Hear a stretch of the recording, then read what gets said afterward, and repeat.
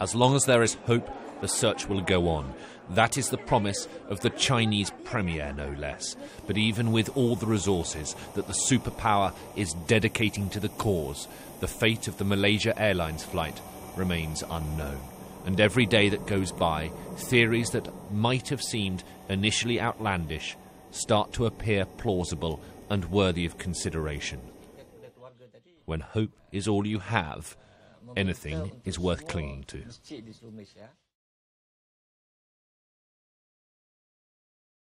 The arrivals board in Beijing simply says that flight MH370 is delayed. The truth is, it has vanished. We are deeply saddened this morning with the news on MH370. Malaysia Airlines confirmed that this flight, MH370, lost contact with Subang Air Traffic Control at 2:40 a.m. this morning. An international search and rescue operation begins immediately. We're working very closely with our neighbours, especially with China, Vietnam, Philippines, Indonesia, where we have requested assistance. First, on information or whereabouts the planes may be, and secondly, if there is a need for search and rescue, which we cannot cope. The Chinese, fearing terrorism might be the cause, tighten security at their airports as it becomes apparent that the passenger manifest for the flight has two anomalies on it. An Austrian called Christian Kozel and an Italian, Luigi Moraldi. Neither men boarded the plane. It is quickly discovered that both had had their passports stolen whilst in Thailand. When we checked on it in our system, it came back that this is a stolen passport. So we contacted the person to who the passport belonged. This is a person living in Austria. He's safe and sound. Police talked to him. He confirmed the story that, yes, indeed, 2 years ago, 2012, on a trip in Thailand, his passport was stolen. Malaysia Airlines has 15 Boeing 777-200 jets in its fleet. It is one of the safest aircraft in aviation history, capable of flying long distances on two giant engines. Even if one fails, the plane should keep flying.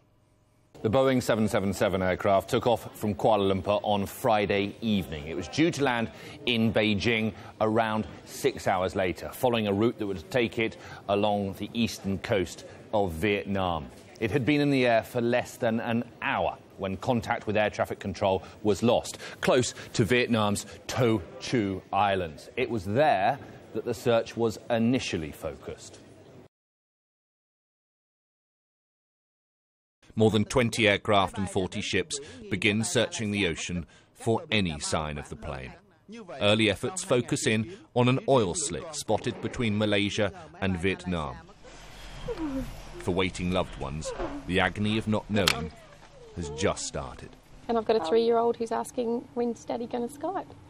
You know, and he's got a map on his wall where Daddy plotted where his dad's going to be, and so, you know, he looks around and he says, when's Dad going to Skype? Will Daddy be there? When will he Skype? So, luckily he's with friends at the moment, but I will cross that bridge when I have to cross that bridge if I have to. The search operation is by now clutching at straws. The debris spotted by the crew of a Vietnamese Navy plane is initially thought to be an interior door. It turns out to be another false lead. We confirm that our search now has been extended to even wider areas because there is the possibility, we're looking at the possibility of an aircraft air turnback, in which case different locations will have to be identified.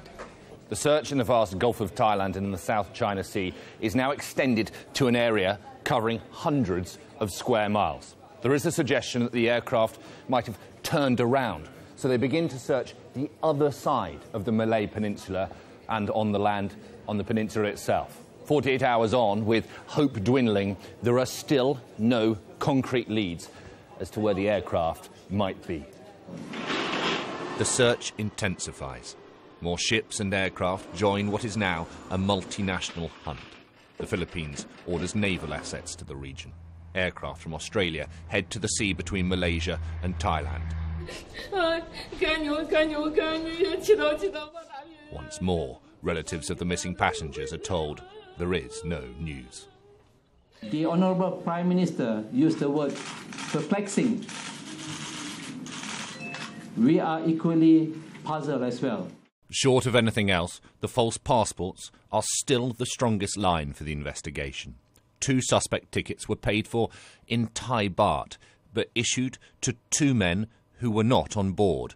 The passengers in their place were booked to go from Kuala Lumpur to Beijing and then on to Amsterdam. Do they look Italian and German? I think this is a security matter. Let the authorities investigate the claims and also let them come up with a report. Foul play is still not being ruled out.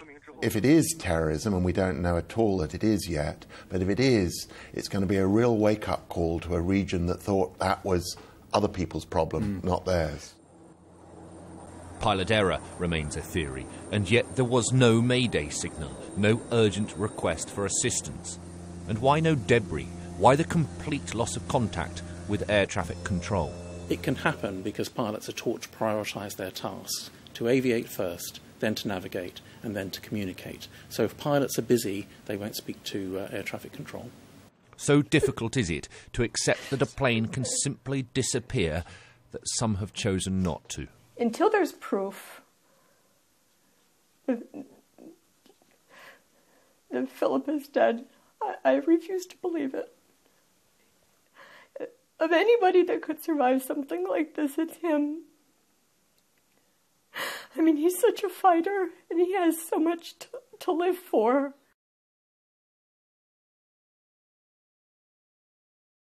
Commercial flights continue above the Malay Peninsula as the search area is expanded further still, now well beyond the projected route of MH370.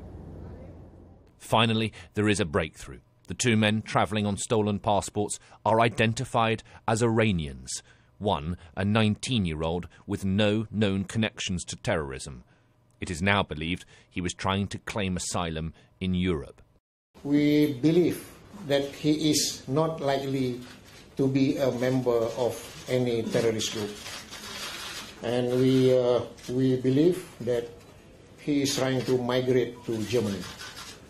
Interpol named the 2 men as Puri Noor Mohammadi and 29-year-old Delavar Saeed Mohammed Reza and confirm that they boarded the plane using the stolen passports.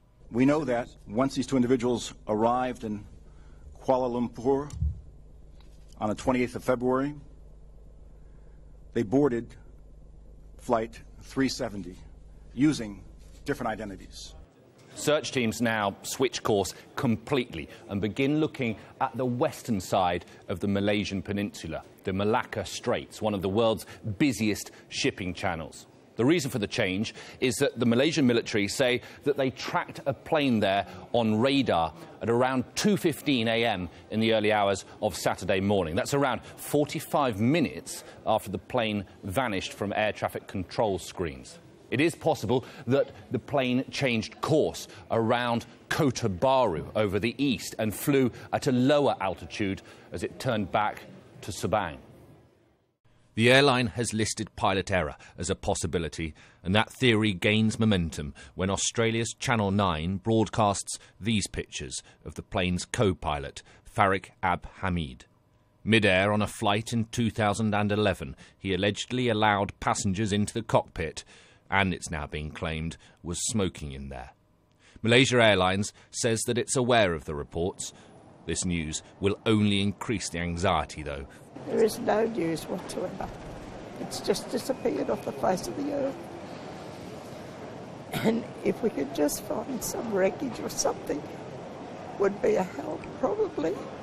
But not this.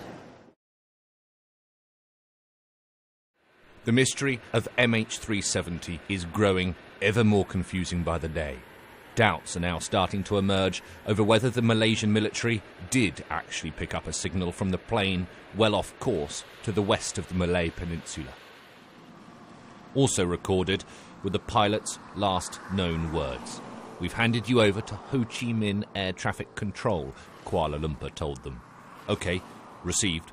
Good night, was the reply. That was at 1:30 a.m. The plane was never heard from again. Another theory gaining credibility is the possibility that the cabin depressurized and the pilots lost consciousness. The aircraft will continue on autopilot just as it's doing right now, turning on to this heading, the one that they pre-selected, staying at the same flight level and burning off fuel. It's got 3,000 miles worth of fuel on board. It would take it to about the middle of the Indian Ocean. As day 6 dawned, so did fresh hope. Satellite images taken 3 days ago seemed to show smoke rising from the ocean south of Vietnam. Search teams are dispatched to check it out. But like so many leads in this investigation, this one is quickly dashed. We deployed our assets but found nothing. We have contacted the Chinese embassy, who notified us this afternoon that the images were released by mistake and did not show any debris from MH370. Reports from the United States that the plane could have flown on for more than 4 hours have also been dismissed. 26 ship and 25 aircraft are searching the South China Sea. Across the other side of the Malay Peninsula, on the Straits of Malacca, there are 17 ships and 15 aircraft in the hunt. But the sense is that the focus has shifted again back to the last known location, where the seas are shallower. So if the wreckage was found, it would make retrieving the black box a lot easier. We don't know where that aircraft is. It's a complete mystery at this stage, as previously described. Until we find that, I think you'll find many of the people are going to be increasingly frustrated as time goes by. Other than covering thousands of square miles of open sea, the authorities are really no further forward than when they started the search almost a week ago in the hunt for Malaysian Airlines Flight MH370 and the 239 people who were on board. Alistair Bunkall, Sky News.